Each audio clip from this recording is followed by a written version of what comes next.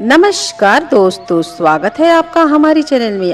आज आपके समक्ष सावन कथा शिवरात्रि पर हुआ था भगवान शंकर और माता पार्वती का विवाह। सती के भस्म हो जाने के बाद पार्वती जी के रूप में देवी भगवती का दूसरा जन्म हुआ। पार्वती जी ने शंकर जी को पति के रूप में प्राप्त करने के लिए घोर तप किया। इस तप से ही उनका नाम अर्पणा पड़ा।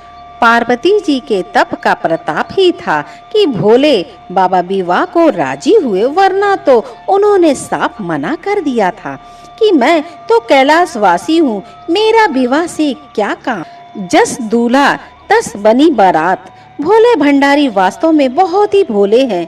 वह दयालु हैं और कृपालु हैं।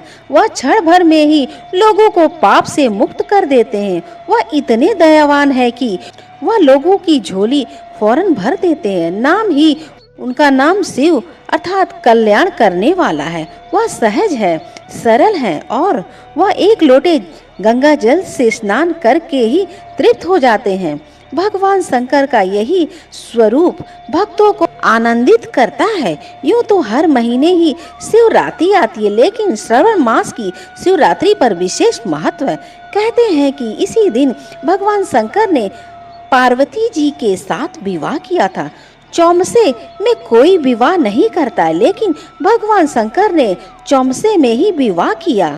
उनकी बारात भी अद्भुत थी। शिव जी के चारों ओर गण भूत प्रेत निषाद आदि शामिल थे। शिव जी का दूल्हे का वेश भी निराला था। गले में सर्प माला, भस्म लगाए हुए, माथे पर भस्म और त्रिनेत्र बाबा अपनी धूमी जमाए हुए। शंकर जी ने देवताओं से पहले यह कह दिया था कि मैं इसी रूप में चलूंगा, वरना शादी नहीं करूंगा। देवताओं का भी अपना स्वार्थ था। जब स्वार्थ होता है तो आदमी हर प्रकार की शर्तें स्वीकार कर लेता है। भगवान शंकर की शर्त भी देवताओं ने स्वीकार कर ली। क्या अद्भुत बारात थी। भोले बाबा की कोई मुखहीन तो कोई विमुख मुख, कोई अंगहीन। नाचते गाते भोले बाबा बारात पार्वती जी के घर पहुंची। माता मैना चक्कर खाकर गिर गई। पार्वती जी की माता जैसे ही अपने दामाद की आरती करने गई, द्वार पर आई शंकर जी के गले में पड़े सर्प ने फुकार मारी। आरती का थाल तो वहीं गिर गया। मैना माता ने कहा कि यह तो बड़ा ही अपशगुन हुआ। जैसे तैसे बारात अंदर, वहाँ भी तो सारी व्यवस्था ही छिन्न भिन्न हो गई। शंकर जी की बारात में आए शिवगण ने अपने अपने अंदाज में ऐसे व्यंजन का स्वाद लिया कि जैसे पहली बार शादी की दावत मिली हो। यह अद्भुत बारात थी। चौमसे में शादी और शादी में रंग में भंग। फेरे का वक्त आया। ऋषियों ने शंकर भगवान और पार्वती जी का विवाह संपन्न कराया। आकाश से देवताओं ने पुष्प वर्षा की। तारकासुर से आतंकी देवता हर्ष के मारे पुष्प वर्षा कर रहे थे, मानो उनकी मुराद पूरी हो गई। अब गौरीपति का हमको खोई हुई राज सत्ता प्राप्त होगी। राम कथा का उद्गम। भगवान शंकर और पार्वती विवाह के सूत्र में बंधे, लेकिन पहली ही रात भगवान शंकर ने उनको राम कथा का रस स्वाद कराया। आमतौर पर विवाह पर अन्य बातें होती है, लेकिन यहाँ मर्यादा पुरुषोत्तम भगवान राम की बातें हो रही थी। पास में बैठी भगवती तल्लीनता से राम कथा सुन रही थी। कैसे राजा राम को वनवास हुआ, कैसे सीता हरण हुआ, कैसे राम ने लंका पर विजय की और कैसे जानकी फिर से राम की हुई। भगवती को सब मालूम था, उनसे कुछ छिपा नहीं था, लेकिन वह भगवान शंकर के मुख से सब कुछ सुनना चाहती थी। भोलेनाथ बोले, राम कथा मेरे हृदय में वास करता है। जहाँ भी राम कथा होती है मैं अवश्य वहाँ जाता हूँ। भोलेनाथ बोले, जिस जीवन में मर्यादा नहीं वहाँ जीवन निरत हो जाता है। राम संपूर्ण संस्कृति है। मैं मोक्ष देता हूँ और उद्धार करता हूँ। ओम नमः शिवाय शिव शिव कहने से लोग कष्ट से उभर जाते हैं, लेकिन राम का नाम लेने से लोग भव सागर से पार हो जाते हैं। उनका परिवार सुखी हो जाता है, क्योंकि राम का नाम मर्यादा का नाम है। घर परिवार लोक संस्कृति में यही मर्यादा काम आती है। सोमवार शक्ति संबंधी वर है और इस वर के स्वामी सोम है। सोमवार के व्रती को उचित है वह दिन के तीसरे पहर तक सार्थक निराहार रहे, पश्चात दिन में अथवा रात में केवल एक समय पारण करे। इसमें फलाहार आदि को कोई नियम नहीं है। सोमवार के व्रती को यथा संध्या शक्ति शिव पार्वती का पूजन करना योग्य है। सोमवार का व्रत 3 प्रकार से किया जाता है। एक तो साधारण, चाहे प्रत्येक सोमवार को किया करे, अर्थात प्रदोष सहित सोमवार को, अथवा गिनकर 16 सोमवार का भी व्रत करे। सभी विधि एक ही है। व्रती को उचित है कि वह शिव जी की पूजा करने के पश्चात निम्नलिखित कथाओं को सुने। कथाएं 3 प्रकार की पृथक पृथक है, जैसे व्रती को वैसी कथा सुननी चाहिए। प्राचीन काल की बात है कि एक नगर में एक वैश्य रहता था जो बड़ा ही धनी तथा ऐश्वर्य युक्त था, जिसके कारण उसे किसी प्रकार का कष्ट ना दुख था। परंतु इतनी अतुल संपत्ति होते हुए भी उसे भोगने वाला कोई संतान नहीं थी, जिसका उसे सर्वदा दुख बना रहता था। वह वैश्य शिव जी का बड़ा भक्त था और प्रतिदिन सोमवार को शिव जी का व्रत तथा पूजा किया करता था। उसे विश्वास था कि शिव जी का भजन पूजन करने से मुझे एक दिन पुत्र अवश्य उत्पन्न होगा, जो मेरे इस अतुल्य धन को भोग करेगा। ऐसा मन में विचार कर वह प्रतिदिन सोमवार को व्रत करता तथा शाम काल शिव जी के मंदिर में जाकर दीपक जलाया करता था तथा बड़ी भक्ति से मधुर पाक व्यंजन बनाकर शिव जी को भोग लगाकर स्वयं प्रसाद लेता था और पत्नी को भी देता था। उसे ऐसा करते देख भक्त वत्सला देवी पार्वती से ना रहा गया और वे शिव जी से बोली, हे शिव जी, यह वैश्य प्रति सोमवार का आपका व्रत करके शाम काल दीप जलाता है तथा इस प्रकार बड़ी भक्ति भाव से पूजा करता है, अतः आप इसके दुख का निवारण शीघ्र क्यों नहीं करते। तब पार्वती जी के सुंदर वचनों को सुनकर शिव जी बोले, हे देवी पार्वती, इस वैश्य के तो पुत्र नहीं है, यह इसके पूर्व जन्मों का ही फल है। हे देवी, यह जगत तो कर्ममय है, मनुष्य कर्म के बंधनों से बंधा हुआ है। यह बंधा हुआ यहाँ आता है तथा अपने कर्मों के फल को भोगता है। उसी प्रकार यह वैश्य भी पूर्व जन्म के कर्म के कारण इस जन्म में निसंतान होकर दुख उठा रहा है। शिव जी के ऐसे उपदेश वचनों को सुनकर भी पार्वती जी ने नहीं माना और कहने लगी, हे ईश्वर, आप तो करुणा निधान है, फिर अपने भक्त पर क्यों ही दया करते, जब कि वह सदैव आपकी भक्ति प्रेम पूर्वक करता है। फिर आप उसे पुत्रवान करके उसके दुखों का नाश क्यों नहीं करते। यदि आप अपने भक्तों के दुख का निवारण नहीं करेंगे तो कौन आपका व्रत पूजा और सेवा करेगा।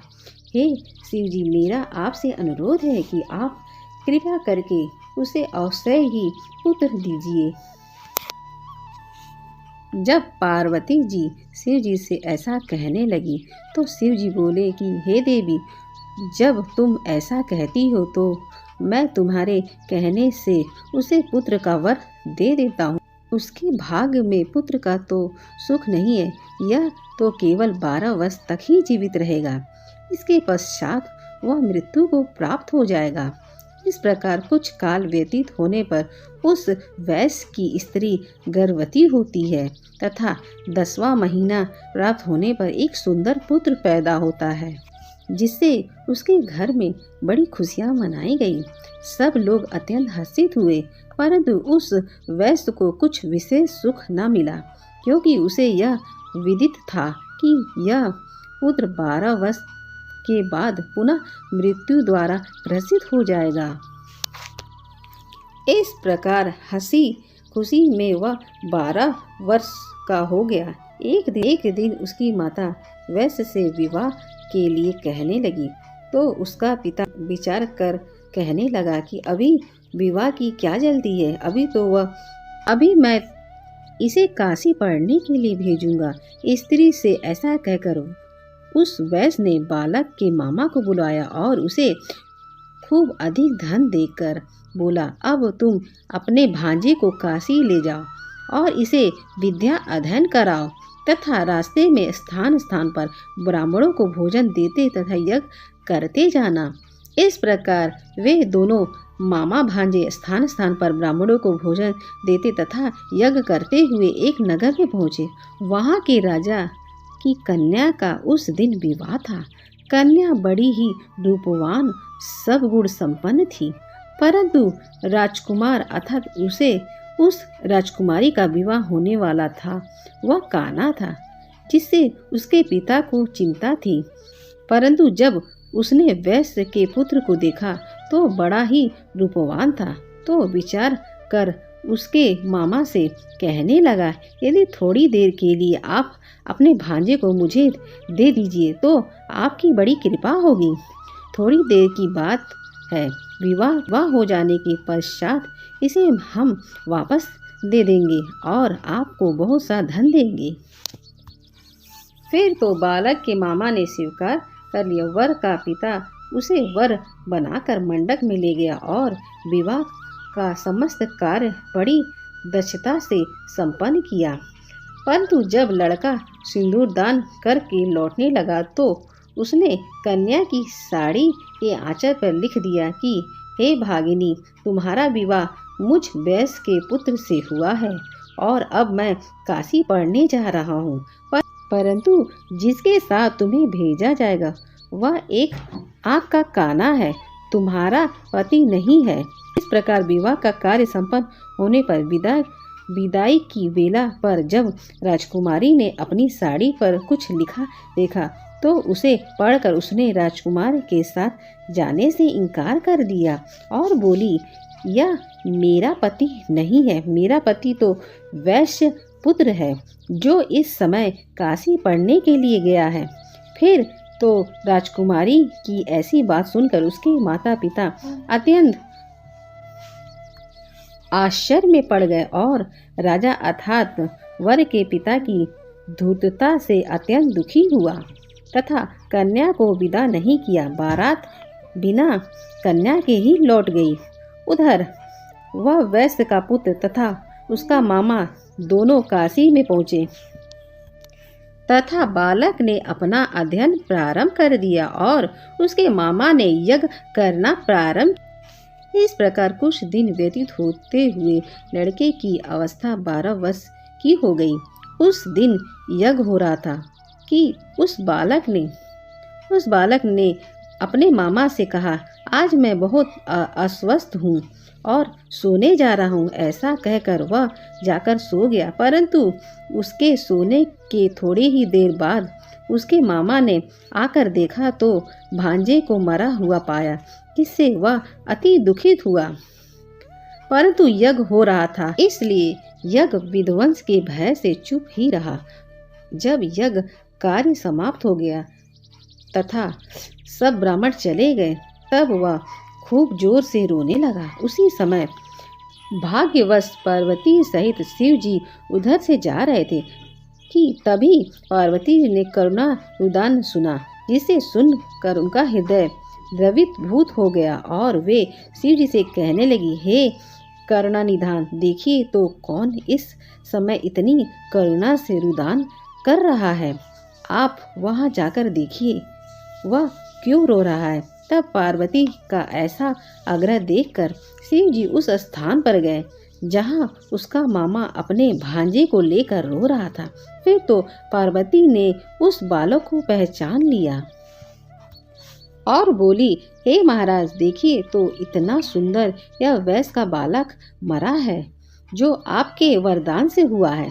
शिव जी बोले, हे देवी, यह बालक अपनी आयु समाप्त कर चुका है और वह मर गया है, इसमें किसी का क्या दोष है। पार्वती ने कहा, हे देव,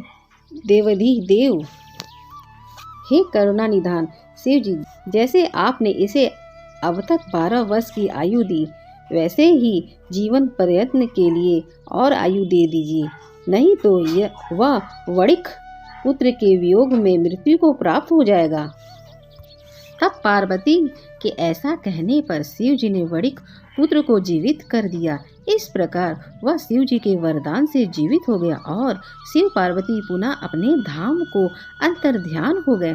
फिर कुछ दिनों के पश्चात वह बालक अपने मामा के साथ अपने नगर की ओर चल पड़ा तथा चलते चलते पुनः उसी नगर में आया जिस नगर में राजकुमारी के साथ विवाह हुआ था। वहां पहुंचकर उसने यज्ञ कर ब्राह्मणों को भोजन दिया, जिससे भोजन करके जाते हुए पंडितों द्वारा राजा को यह खबर लगी कि काशी में कोई वैश्य पुत्र आया है जो यज्ञ कर ब्राह्मण को भोजन दे रहा है।